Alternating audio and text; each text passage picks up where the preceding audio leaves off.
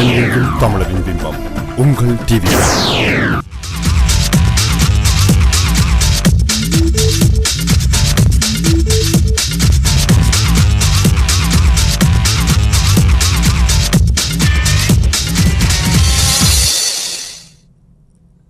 Welcome to CrossRoads on TVI.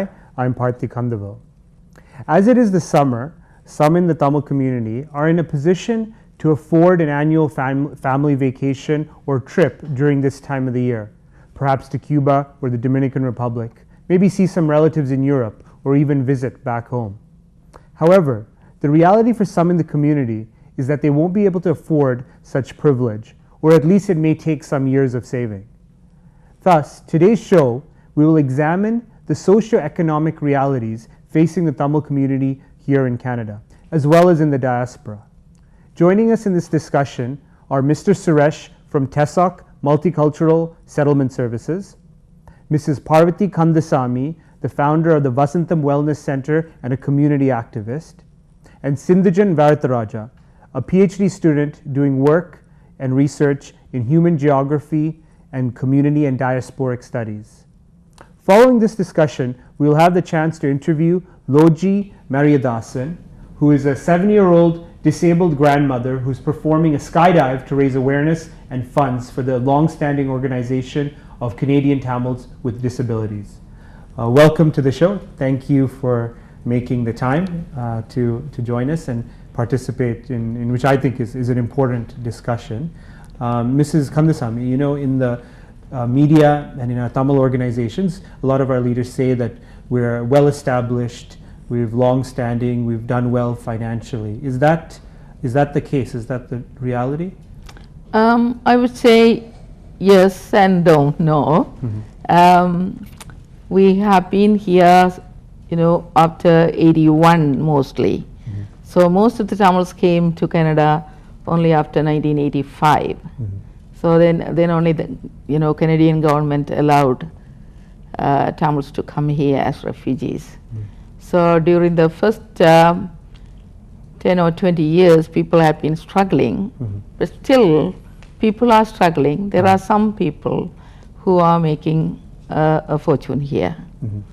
But with the people, the marginalized people mm-hmm. who are struggling mm-hmm. a lot, mm-hmm. When you go to some area, like restaurants, the mainstream restaurants. So our people are at the back in the kitchen. They are working so hard. They are even, after how many years now? It's after 30 years or more, and they are not even allowed to go to the front as waiters. So this is the situation. Even the factory workers, a lot of our people are working in factories. They are earning very little money. So there are people who have bought houses in Markham, and that's where people are thinking that our community is flourishing, but they are paying the mortgage through the nose. They are making they are working 2-3 jobs, and they are working so hard. Even husband and wife, they don't even see their children sometimes. And the houses, the real estate area is flourishing.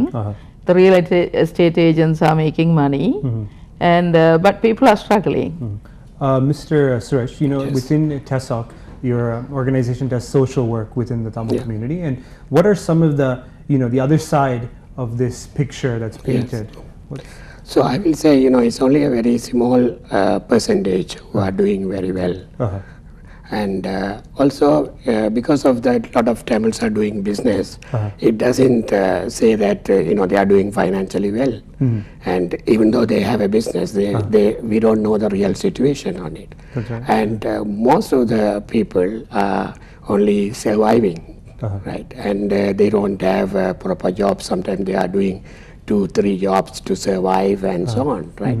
And so it's only a small percentage who are doing financially well. It's really a minority. Sindhujan, you're grew up in Germany and lived in London and spent a lot of time in different European countries and have observed the Tamil diaspora in Europe and in Canada. And do you feel there's a qualitative difference in how the Tamils have done in Canada versus Europe? I think there's more opportunities in Canada, obviously, and there's more mobilities for Canadian Tamils to rise up and also to establish themselves in Canada. But I think the cleavages in Canada may be much more vast than they are in Europe. In Europe, we have a really large working class diaspora, much larger than those who've actually made a fortune, who've established themselves. But I think in both diasporas, or on both parts of the Atlantic, you could see that the groups of Tamils who are most representative and who are most visible are not necessarily the mass of people, not necessarily those who actually struggle, but they most often carry the face of the community and are the ones who basically access certain venues and are able to represent the community and also give the community a certain face, which doesn't necessarily relate to the reality of how the majority of people actually live. Yeah, and that brings up the point. Many times we'll see in the media our community leaders will say that we're a model minority, we've established this well, we're participating in politics.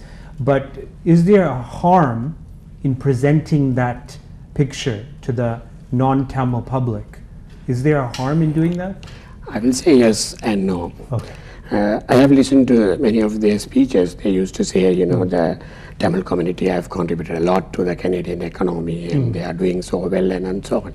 I don't think anything wrong on that, because their point is to say that Canadian Tamils are contributing to the economy of the Canada. So it should be like that. But what I say is that it is also the responsibility of the community leaders to highlight barriers that Canadian Tamils are facing. Unless it is not highlighted, then there won't be any solution for these things. So the community leaders have also put their attempt to bring these issues to the different level of government and the government representatives. And they had to say that because of these barriers, Canadian Tamils are most of the Canadian Tamils are not able to do well, and if we find the solution, they can still do more. So they had to do both sides. And when you come to whether it is making any harmful, to some extent it can make a harmful, because when they say that everyone is doing well, and the people who are struggling will get really affected by hearing those type of things. The stories. Yeah, stories. Ms. Kandami, can you talk about the social implications of that by not highlighting the socioeconomic challenges our community faces? What are the social implications of that? Because many people are living in a poverty line, and people don't seem to know their rights, even to go to a social service or to get social assistance. They don't know their rules, rights and responsibilities. And so when they go there, they also don't know how to fight, how to get what they wanted. So our community really needs guidance to get into the Canadian system. And they have been living here for 20 or 30 years, but some of them don't even know their rights and responsibilities. So the politicians really should, the community leaders really make an effort to educate the community about their roles and rules and responsibilities and their rights. That is very important. Earlier you mentioned, like, many Tamil families, it's very common to find between the two parents, or if it's a double parent household, 4 to 5 jobs within the mother and the father. Why do you think, why is that part of something intrinsic to Tamil culture, to overburden ourselves, or what do you think is driving that phenomenon? They look at the other people, the neighbor. So when a neighbor is buying a huge house, then you are urged to buy a new house. They are kind of, I think they brought it from home, this mentality, because we were deprived from education back home, and we were not getting enough space at the universities. Our students were bored, and that's also part of the reason why we had these problems. So when you get very high marks only, you have a chance of getting into the universities. So then the parents usually push their children to go to tuition centers and all.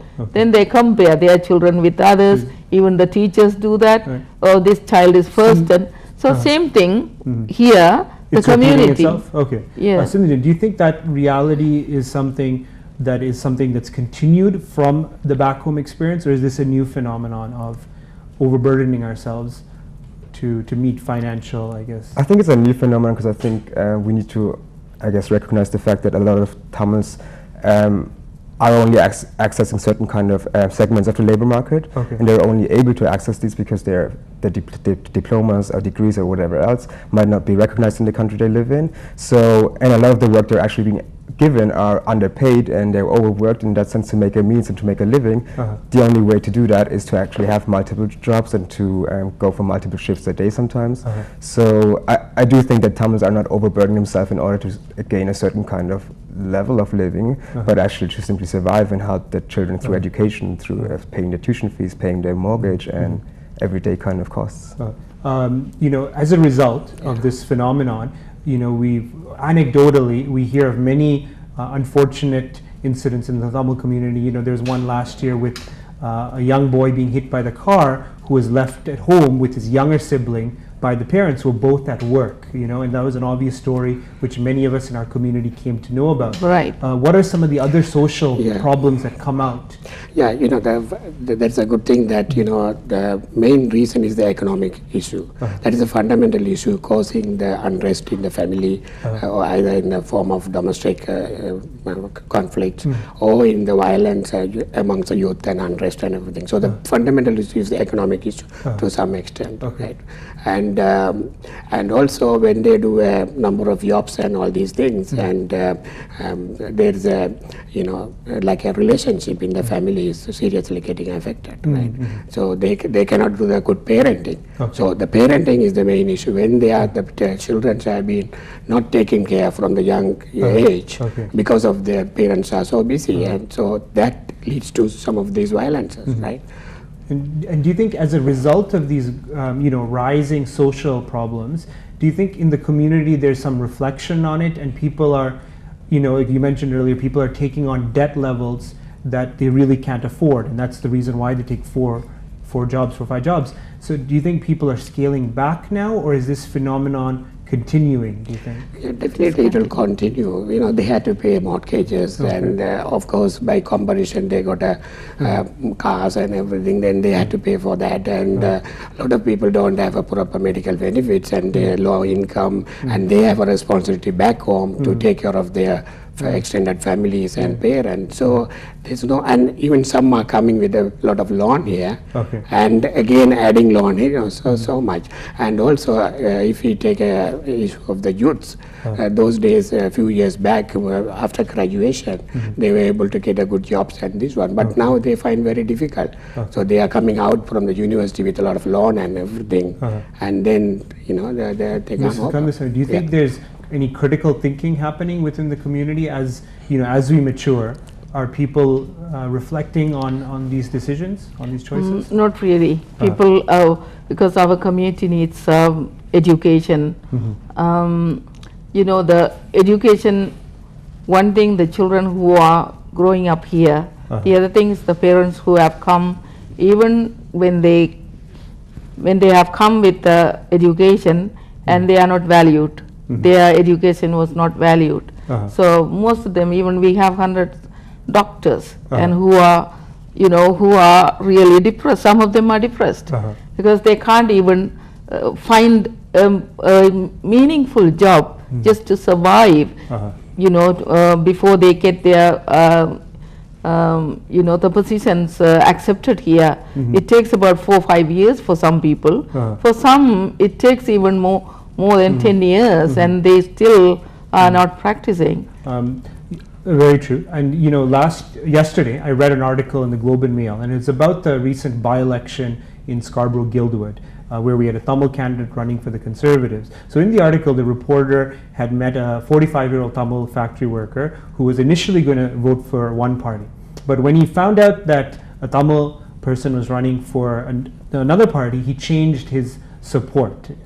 Though you may assume, because being a factory worker, he may have certain political leanings, he chose to support the Tamil person. Sindhujan, why do you feel in the community thus far we frame our domestic politics over our race through our ethnic lens than through an economic lens? I think we still play identity politics very hard because we are a community which still needs to establish itself. So we are underrepresented in the public sphere, and we try to access certain kind of platforms, and we try to push people with similar backgrounds as ours in the belief that they might represent us better than any white candidate into these spheres. So I think the sense that we are still arriving and we're still building our lives and building our community and trying to rebuild a certain form of establishment within the new countries that we live in kind of pushes a lot of people to put behind other kind of criteria like class or caste or other kind of social criteria, but to look upon ethnicity as the primary kind of aspect on which they would base their decisions on sometimes. And what's your opinion on that? Is that, would you as a community, should we frame it along our ethnic lines, or? I think we should be more mature about it, and we should be much more critical about it, because in many ways, for instance, the Tamil candidate running in Scarborough was a conservative candidate, and that means that his policies are very detrimental towards the needs and the wants of the community. So our ethnic allegiance might not be enough to cover up and to bridge over the political difference that might actually not benefit us enough as a community. So for many people, I think they need to mature much more their understanding of politics and what it means to have a Tamil candidate to run for a conservative party, whilst we're still a refugee community which is establishing itself, which is still fighting racial prejudice and racial bias and institutional bias. Mr. Suresh, is that something it'll inevitably happen, or do you think it is happening now, where the community will start to look at our political choices through our domestic lens or through the ethnic lens? What do you think? Actually, the choice is the individual decision. In this case, actually, we cannot value it and say that whether it's the correct decision or like that. But do you think people are changing, or they're still?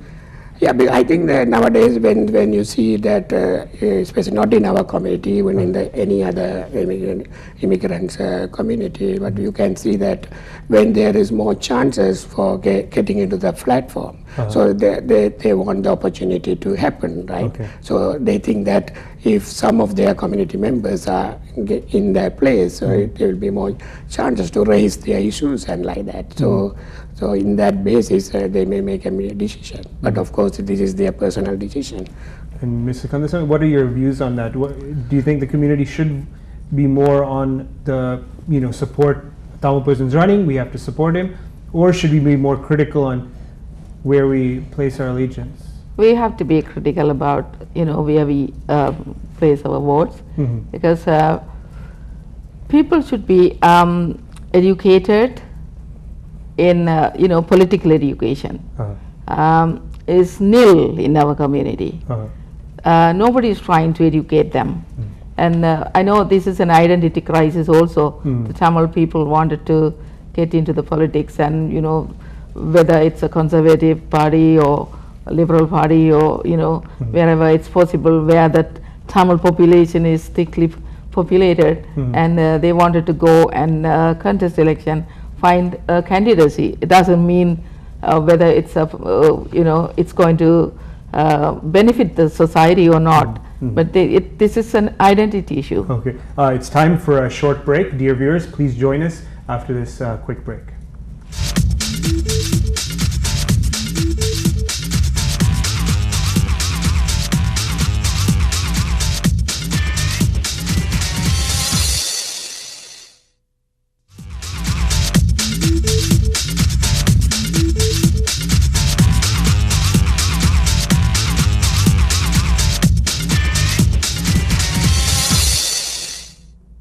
Welcome back, dear TVI viewers. Today, we're discussing the socio-economic realities and challenges faced by the Tamil community. Joining me in this discussion are Mr. Suresh from TESOC, Mrs. Kandasamy from the Vasantham Wellness Foundation, and Sindhujan Bharatharaja, a PhD student. Welcome back from the break. One of the reasons what prompted me to have this discussion was actually an article you wrote, Sindhujan, and in your article, you describe your mother's reality, and I'll read from it. Despite all she did, she would never brag about the help she provided. Never would she tell the people back home how she earned the money. Never would she tell her middle-class diasporic friends in Canada, Australia, Britain, and America how she struggled. Never would she tell anyone how she survived in the West, how she faced self-inflicted and imposed humiliations every single day, at 53, mop in hand, to clean filthy toilets. Never would she tell them of the many times she cried in the face of losses she continued to face almost 30 years after fleeing Sri Lanka. Many in our community struggle to send money back home through remittance money. As a result, we face struggle, humiliations, and social problems within our homes. Sindhu, what is the reality of the relationship, those of us who are in the West, and our connection to back home through remittance money? So I think a lot of us, or most of us, have still kins and back home, and a lot of them are dependent upon the money that we make and the financial kind of background that we're having.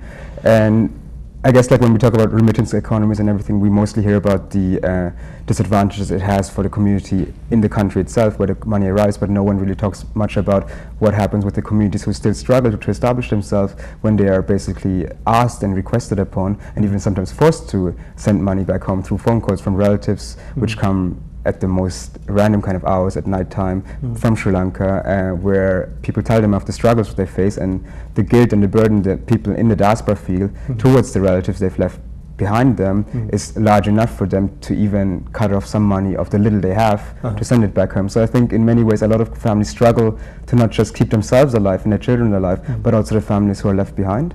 And it keeps the burden even greater, because a lot of these people are unable to establish themselves simply because they just don't, their mobility is also the mobility of the people back home. And yeah. As a result, we see this reality again anecdotally and through our own family and friends of the desire to provide back home, but also the expectation from those back home who may unfortunately have a view that all of us in the West or abroad are doing very well. Yeah. And as a result, we sometimes overextend ourselves and give money that we shouldn't give or can't give. Sorry. What is the reality? Well, Sandham is running a program. It's an addiction program. Okay. So this is not just for seniors, it's for everybody. So we, our community is now, a lot of people are getting addicted to alcohol, including women. Okay. And also we have gambling issues in the community too. So, some people who are coming for counseling and they are telling that they are doing 2-3 jobs and they cannot meet, what they cannot, fulfill what they have to do, or buying a house, they cannot do it, they have to send money back home, and they have to do 2-3 jobs. And so here they have family issues when they send money back home. So family problem starts here. And so there's multiple problems. And people are, even one of my students, she was telling me that the gap that she went there, and then she's a second generation Tamil, and she said she went there, and so the gap also there, we are really creating demand, expectation so high, and there also we are creating rich and poor. So so different groups of people who are getting money from here, and then the people who have nothing there, they are very, very poor. So similarly, so the people who are sending money from here, they are very poor here. Mr. Suresh, what are your thoughts on actually exactly same thing. I was thinking about it. So definitely their responsibility, they are doing it, but eventually it brings a lot of conflicts in the families.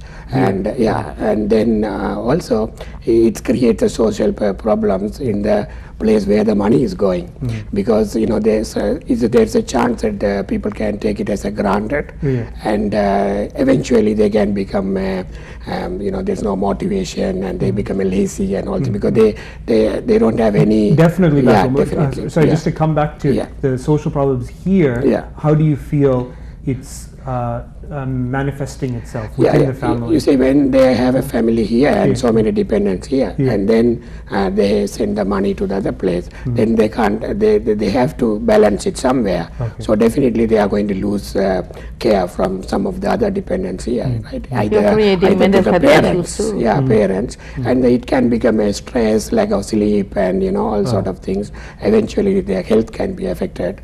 So and sometimes they overwork and meeting a lot of accidents, and become a disability status, and so on. There are few suicides also. So as a result, what are your thoughts within Europe? Are these similar realities being faced, and how is the community addressing it, if at all? I think it's very similar kind of issues that we face in Europe as well, but maybe it's more difficult because our salaries in Europe, in general, in continental Europe specifically, are much lower, and there's a much larger kind of working class kind of diaspora in Europe, but in terms of how much they send back, I think it might be similar amounts to what the Canadian diaspora is sending back in remittance economies. But I don't think that we don't have the same kind of organizational structures or kind of leadership that addresses issues like that. So I think like these issues just lay by themselves, and people just deal with them on an everyday basis without any kind of way of consultations or advice they're getting, and and within families, the difference within socioeconomic levels, has it?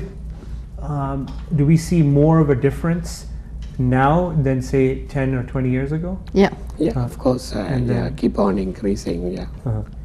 And also, I mean, as a result, is there social problems or family problems arising from? Yes, definitely.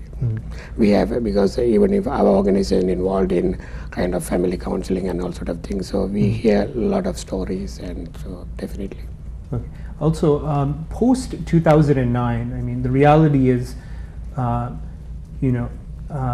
financial situation of families was different throughout the 90s and most of the 2000s.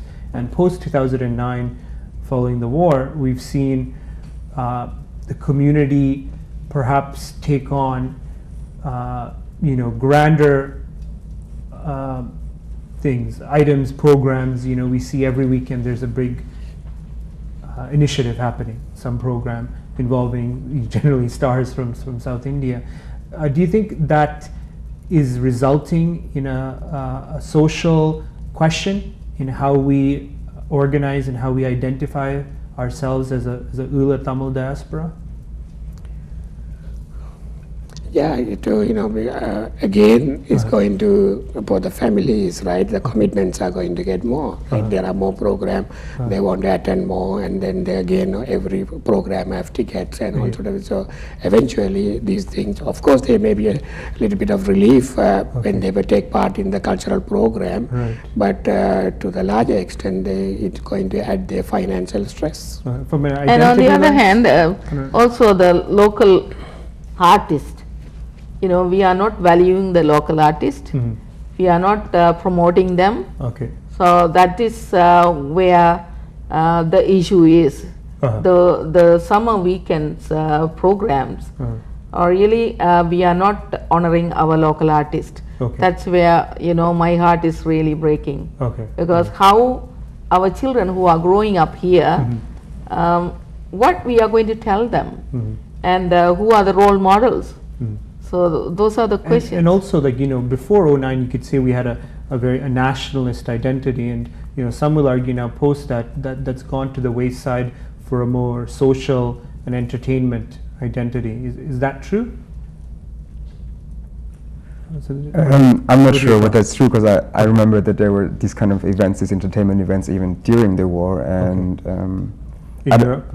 In Europe as well, yeah. And you had similar kind of, I guess, excesses of financial access of people, like spending money on stars coming in, especially like Tamil stars from India, and giving them gold and different kind of items and objects, things that would benefit their families much better. But I don't think there's been much of a change, to be honest. Mrs. Kandasamy, do you think that's changing? That we're more concerned about social as opposed to political or nationalist lens? Yeah, or identity? That's what I have been telling, that our people really are here as they. I think it is attention seeking, or this is identity seeking programs. They don't seem to be promoting the community who is here. That's where my worries is, and I think a lot of people, even the local artists, are worrying about it, and they're talking about it. And so I think we have to come together to talk about it. We have to discuss about it.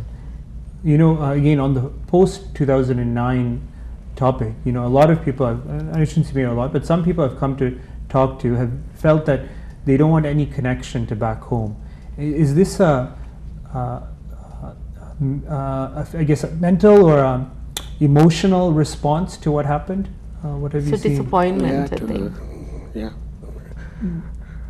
And also there's the focus is slightly changed, right? So the situation now is different compared to before, and so time to time the priorities is changing, and also before that they had one main focus and everything was, but now it's going slightly away. I've seen many families will choose to gain vacation or travel elsewhere, and they won't go to Sri Lanka, and it's out of a conscious decision to stop connection.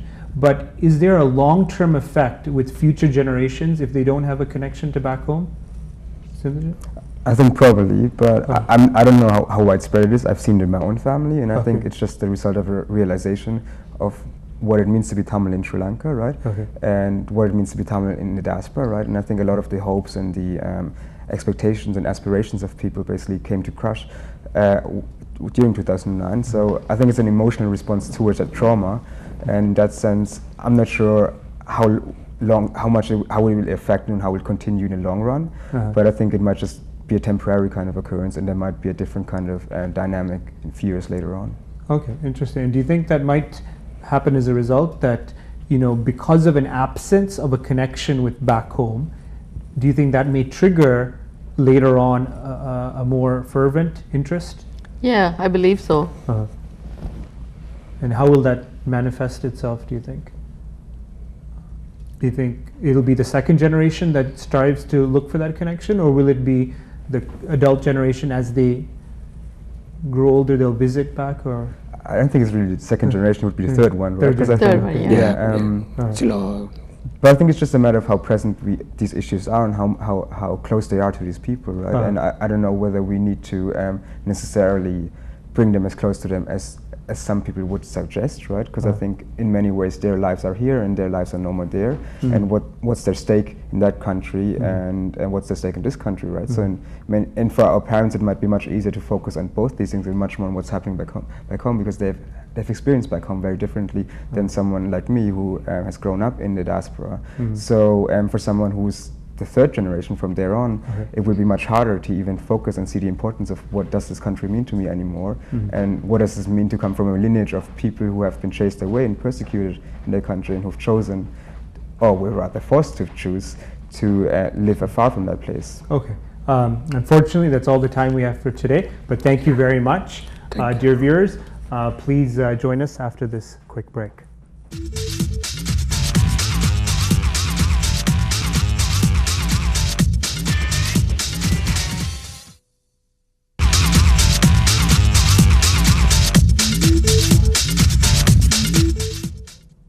Welcome back, dear viewers. Joining me now in the studio is Logi Mariyadasan, who is a 7-year-old disabled grandmother who will be performing a skydive next week, Sunday, August 11th, to raise awareness and funds for the long-standing Organization of Canadian Tamils with Disabilities.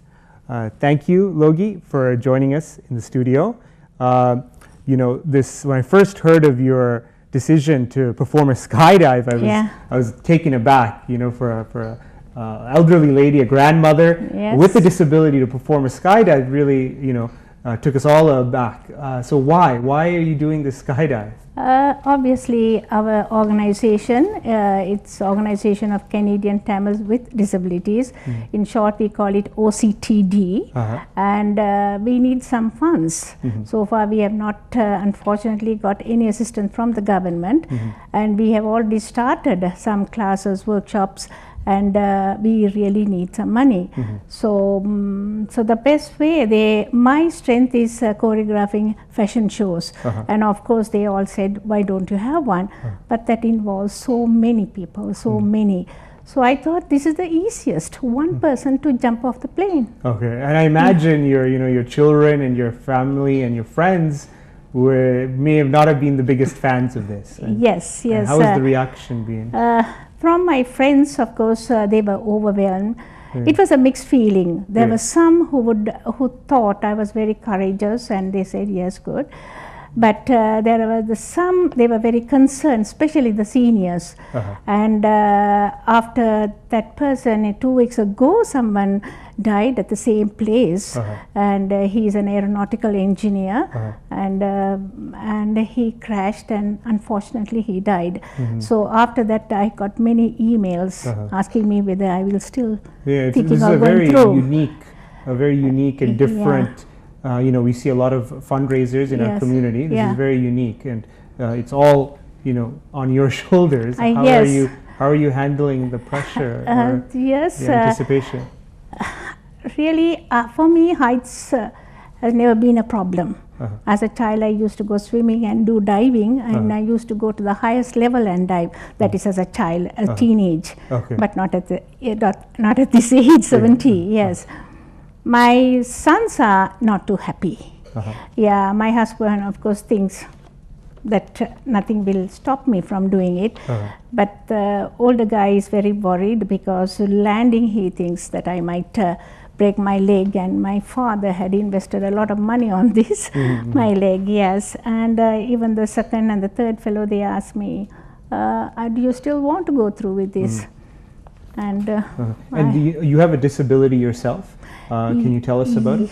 Yes. At the age of 9 months, I had polio. Okay. Yeah, very small baby. And of course, I got the best of medical attention. And then 5 years, they took me abroad, and I underwent a surgery. My leg was turning upside down, the other way. And that stopped it, that particular surgery. And then when I was 15 years, I entered hospital in Sri Lanka. This was, and I was in hospital for 1.5 years. And my leg was short by 1.5 inches. And I was the first person to undergo that surgery, leg lengthening. Okay. So I think for polio, it's surgery and exercise. And there are many in our community that suffer, unfortunately, from disabilities. Yeah. And what are some of the challenges you've noticed in the organization with people with disabilities? The challenges, the first thing, of course, the medical treatment. Okay. They have not got the proper treatment. I suppose living in North and East, and that was a problem for them. And then there are parents also who, when they had they have a child with a disability, they find it difficult to accept and to bring the child out, and so that is very important. I always thought that early intervention is very important, where the moment you find, the main thing is, that's what I would tell the parents too, that they have to accept it whether they like it or not. It is not only their responsibility but the duty of them to come out with it. And we are very lucky, we are living in this part of the world, Canada, and statistics show some time ago that Canada and Switzerland are the two countries, they look after the disabled very well. Okay, that's interesting. So, how do you find, within our Tamil society, there's superstitions and not the right stigmas? Yeah. What are the pressures or the challenges those with disabilities face in our Tamil society? So it can be parents are facing. Okay. The parents, when the parents take their children to some function, and if the child is hyper and he's not going to sit in one place, he's walking around, and immediately the guests would say, oh, they are not bringing up the child properly. Okay. So it has hurt them a lot, not only the parents, not only the child, but also the siblings, and they start they do stop going for these functions. Yeah. And beyond the parents, as a person with disabilities, as they grow up and they hit the teenagers and the 20s, is life life is very challenging, okay. very challenging, depending on the disability. Okay. Yeah, if it is a physical disability like me, for example, yeah, of course we have this, and I can move around. Of course, if you get a good education, you still can be. But Patti, I have to say that if there are two people of the same quality of work they can do, right, but and someone wants to hire you, if it is the same level, they will always hire a person who is an able-bodied a person. So if anyone wants to hire me, I have to be extra good in my work for them to oversee and look beyond my disability and to hire me. So the organization or organization for Canadian Tamils with disabilities, what are some of the programs and activities you organize for? In the past, many programs. Like there are some people who have with disabilities, they can't take their children out to the park. So we have park parties during summertime, and they feel very comfortable coming to our party because everybody has a disability, and if something goes wrong, we are more understanding towards the child. So that way, the whole day they are there, and we have various prizes giving for the sports meet, etc. Then we also have in December we are registered with Chum City. Then we have a Christmas party, a winter party they call it, and give gifts. Then we have Suhavalvu, that's very good. We have two people who are working with a mental health program, and there are a lot of our clients have said they feel very much because it's like a peer support. They come and talk about them, then they know that they are not alone. We are all. You know, I was curious to how parents react when they find their young child or baby has a disability. Devastated. You know, in my generation, some of my friends, they know, unfortunately have had a situation where their child is disabled, and there was certain difficulty getting over that. What advice do you have to young parents who may have a child with a disability, whether it's mental or physical? Physical. I should say, the fact is, now your generation, they should know this child has a disability. You can't deny that, right? So what is the best I can do for this child? What is the best I can do? So here in this in Canada, you can go and see any doctors, and you can get the best medical help. And earlier you do, better it is. So it is very sad, it is very difficult, but I will tell every parent that it is their duty to do it. It is not a favor or something. There's a certain amount of sacrifice also. So we have to do it, and without fear. Without fear, you just come out and take the child anywhere you go, and don't feel ashamed of the child. Yes, that is something I would like to say. That is the thing which brought me out. My parents really showcased me. And what's the, you know, after following the skydive, right? What's the hope or the future for the organization? And yes, at the moment, of course, we don't have a permanent place. So we need to have a permanent place, a rental place. So once we get it, we have to assess these children which we are doing, and then now we are focusing on intellectually challenged, not children, but the youth and adults. Children are still going to school, but the youth after 18 years or 19 years, they have to stay at home. So we are trying to teach them something, life skills. So first the youth, we are taking them, but at the same time people have heard, other members have heard, and people with very disabilities, they are also coming in. I see. Yeah, so we need to buy tools, Okay. material, education materials. All right. Yeah. To support their Support learning them, and yes, the yes. programs. And also therapists, Therapy, yes. okay. Just, you know, it's unfortunately it's time to wrap up, Yeah, but I yeah. do want to know, I want you to share what message do you have for the Tamil community in regards to disability or people with disabilities? Yes, to see them as sorry to say, our Tamil people have come a long way, but still I find that they have to make some changes. They have to think they are real humans with some feelings, and not pity us, not sympathize with us, but to have some empathy. Yes, and not to stigmatize us. Yes. Okay. Thank you very Oh, much. thank you, Logi Patty. Maridasan. Yes, I appreciate for you the- coming. yes. Thank you, dear viewers. Unfortunately, this is all the time we have for today. We hope you're enjoying the long weekend. Thank you and take care.